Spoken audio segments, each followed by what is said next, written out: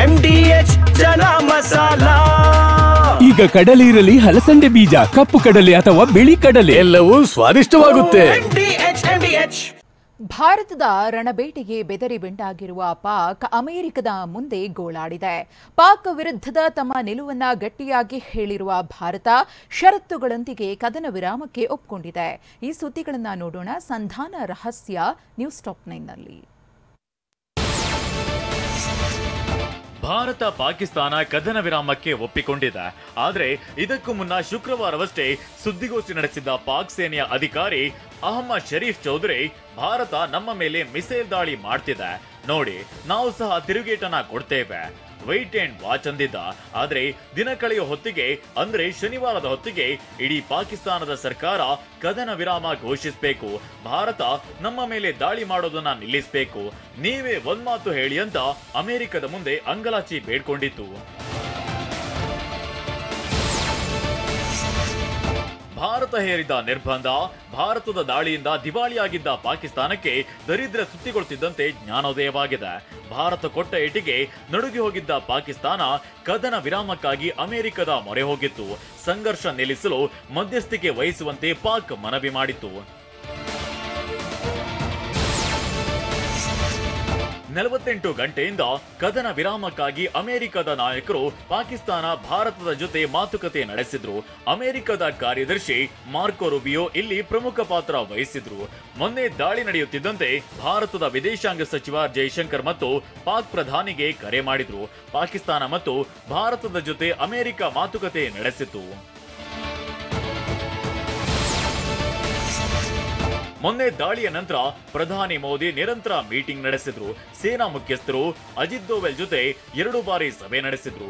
ಸಂಘರ್ಷ ಶಮನದ ಬಗ್ಗೆ ಟ್ರಂಪ್ ಮನವಿ ಮಾಡಿದ್ರು. ಇದೆಲ್ಲದರ ಬಳಿಕ ಮಧ್ಯಾಹ್ನ 3:30ಕ್ಕೆ ಭಾರತದ ಜೊತೆ ಪಾಕಿಸ್ತಾನ ಸಂಪರ್ಕ ಮಾಡಿದೆ. ಭಾರತ ಮತ್ತು ಪಾಕ್ ಸೇನಾ ಡಿಜಿಎಂಗಳ ಮಧ್ಯೆ ಚರ್ಚೆ ನಡೆದಿದೆ. ಇದಾದ ನಂತರ ಅಮೆರಿಕ ಅಧ್ಯಕ್ಷ ಡೊನಾಲ್ಡ್ ಟ್ರಂಪ್ ಕದನ ವಿರಾಮದ ಬಗ್ಗೆ ಟ್ವೀಟ್ ಮಾಡಿದ್ದಾರೆ.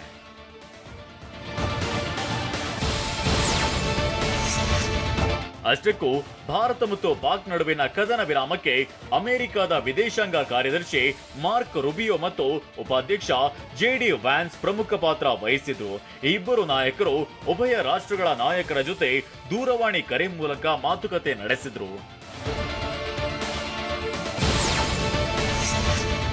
ಮೊದಲಿಗೆ ಪಾಕ್ ಪ್ರಧಾನಿ ಶಹಬಾಜ್ ಶರೀಫ್ ಮತ್ತು ಭಾರತದ ಪ್ರಧಾನಿ ನರೇಂದ್ರ ಮೋದಿ ಅವರ ಜೊತೆಗೆ ಇಬ್ಬರು ಸುದೀರ್ಘ ಮಾತುಕತೆ ನಡೆಸುವ ಮೂಲಕ ಕದನ ವಿರಾಮದ ಕುರಿತು ಚರ್ಚಿಸಿದ್ರು. ಕದನ ವಿರಾಮ ಘೋಷಣೆ ಮಾಡದಿದ್ರೆ ಏನೆಲ್ಲ ಸಮಸ್ಯೆ ಅನ್ನೋದನ್ನ ಮನವರಿಕೆ ಮಾಡಿದ್ರು.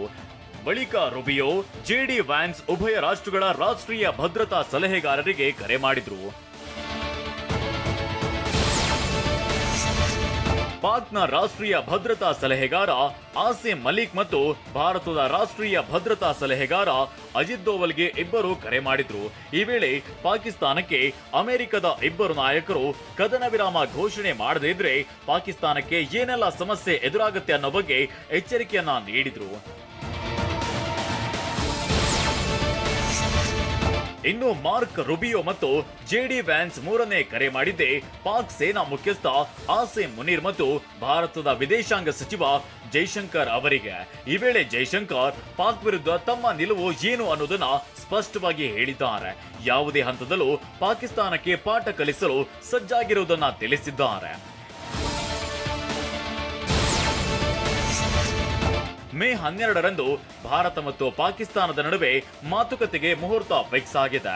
ಯುದ್ಧಕ್ಕೆ ಗಡಿಯಲ್ಲಿ ನಿಂತು ಗುದ್ದಾಟಕ್ಕೆ ಬ್ರೇಕ್ ಬಿದ್ದಿದೆ. ಸಿಂಧೂ ನದಿ ಒಪ್ಪಂದ ಸೇರಿದಂತೆ ಹಲವು ಆರ್ಥಿಕ ನಿರ್ಬಂಧಗಳು ಮುಂದುವರಿಯುತ್ತಾ ಏನು ಅನ್ನೋದು ಅಂದೇ ಗೊತ್ತಾಗಲಿದೆ. ವಾಹ್, ಯಾಕೆ ಈಗ ಬಂತ ಸ್ವಾದ? ಖಂಡಿತ ಈಗ ಬಂತು ಅಸಲಿ ಸ್ವಾದ. MDH chunky chaat masala life ಅಲ್ಲಿ ಅಸಲಿ ಸ್ವಾದ ತರುತ್ತೆ. ಅಸಲಿ ಮಸಾಲ, yes, MDH.